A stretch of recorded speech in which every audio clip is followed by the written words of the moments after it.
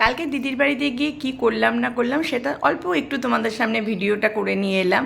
তো যাই হোক, আমি দেখো প্রথম সকাল 7:30 নাগাদ বেরিয়েছিলাম, না 8টা, সরি 8টার সময় বেরিয়েছিলাম।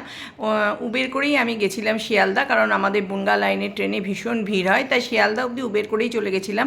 আর শিয়ালদা থেকে বজবজ লোকাল ধরে আমি বজবজেই চলে গেছিলাম। তার মধ্যে আবার দেখো চিড়ে ভাজা একটু খাচ্ছিলাম ট্রেনে বসে। ট্রেনে একটু কিছু খেতে ভালো লাগে যেতে যেতে। যাই হোক, চিড়ে ভাজা কিনেছিল বর। তারপরে বজবজ স্টেশনে নেমে ওখান থেকে আমাকে রিক্সা ধরে দিদির ফ্ল্যাটে যেতে হবে, কারণ দিদি একটা নতুন ফ্ল্যাট কিনেছে, ওখানে গৃহপ্রবেশ হবে। তবে এই রাস্তাটা আমার খুবই পরিচিত আর খুব ভীষণ মিস করি এই রাস্তাটাকে, কারণ আমি এখানেই যে কলেজ রয়েছে বজবজ কলেজ, সেই কলেজেই আমি পড়াশুনো করতাম।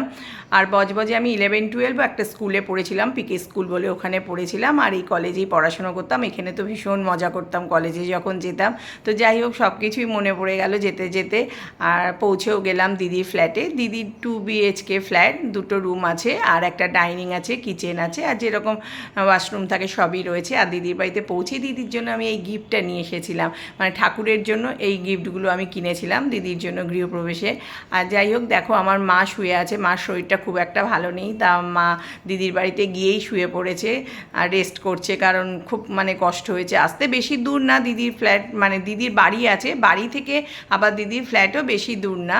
তো যাই হোক, দেখো গিয়েই তো আমরা ব্রেকফাস্ট করেছি। ব্রেকফাস্টে দিদি লুচি, আলুর তরকারি, মিষ্টি সব কিছু রেখেই ছিল, ভালোই লাগছিল খেতে। আর পুজোতে তো অনেক কিছুই দেওয়া হয়েছে, কারণ নারায়ণ পুজো ছিল, তার জন্য আমরা সবাই লুচি খেয়ে মোটামুটি পুজোর ওখানে চলে গেলাম। পুজো হচ্ছে, তবে এই ঠাকুরমশাইকে যে দেখছো, ইনি আমার বিয়েও দিয়েছিল। তো যাই হোক, অনেক বছর হয়ে গেছে। আর দেখো আমার দিদি জামাইবাবু পুজোতে বসেও গেছে, আমি একটু ওদের সাথে পুজোও দেখছিলাম, একটু ভিডিও করছিলাম। আর পুজোয় দেখো অনেক কিছু ভোগ দেওয়া হয়েছে ঠাকুরকে। আর ঠাকুরমশাই আমার কথা শুনে হাসছেন, কারণ আমার বিয়ে দিয়েছিলেন। এই সব নিয়ে আমরা হাসাহাসি করছিলাম ঠাকুরমশাইয়ের সাথে। খুব ছোটোবেলা থেকেই চিনি ওনাকে। আর এটা হচ্ছে আমার এক দিদির মানে বৌদি। আমি বৌদিও বলি আবার মাসিও বলি, কেন বুঝতেই পারছো তোমরা, মানে দুটো রিলেশান আমার। আর মা পাশে বসে আছে, পুজো দেখছে।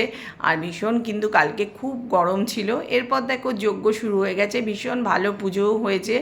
আর যজ্ঞটাও দেখছিলাম, কিন্তু যজ্ঞ দেখতে দেখতে চোখ জ্বালা হতে শুরু করেছে। তারপর আমি উঠে চলে গেছি। আর যেহেতু কালকে পুজো ছিল, নিরামিষ আইটেম ছিল, শুক্তো ছিল, ডাল ছিল, আলু ভাজা ছিল, দই পটল ছিল, পনির ছিল, চাটনি, পাঁপড়, মিষ্টি, দই সব কিছুই ছিল। আর ভীষণ ভালো ছিল খাবারগুলো। আবার আমাদের সানডে নিমন্ত্রণ আছে দিদির বাড়িতে, মানে পুরো ফ্যামিলি সবাই যাবে, মানে আমার ফ্যামিলি না, দিদির ফ্যামিলিরও সবাই আসবে। ওখানে গিয়ে খুব মজা করব। আর এই যে আমার দিদির বোনের মেয়েটা ভীষণ কিউট আর খুব দুষ্টু, ও আমার সাথে খুব ভিডিও করবে, এই নিয়ে দুজনের মিলে খুব হাসাহাসি হচ্ছিল। তো চলো, আমার ভিডিওটা কীরকম লাগলো অবশ্যই কমেন্টে জানিও। আবার সানডে তোমাদের সামনে এই ভিডিওগুলো নিয়ে আসবো। টাটা, সবাই ভালো থেকো।